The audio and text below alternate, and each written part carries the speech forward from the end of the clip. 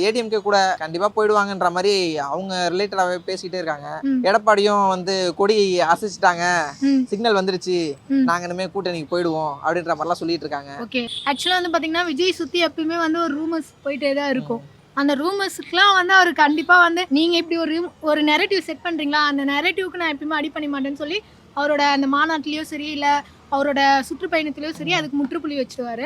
அந்த மாதிரி அவங்களுக்கு ஆசை இருக்க தான் செய்யுது. ஏன்னா வந்து பாத்தீங்கன்னா ஏடிஎம்கேக்கு வந்து லாஸ்ட் ஒரு 10, 11 தேர்தல்ல வந்து பாத்தீங்கன்னா இதுல வந்து பாத்தீங்கன்னா அவங்க தோல்வியில தான் இருக்காங்க. ம். ஸோ அவங்களுக்கு வந்து விஜய் வந்தா பாசிட்டிவா இருக்கும்னு சொல்லிட்டு அவங்க நினைக்கிறதுல தப்பு இல்ல.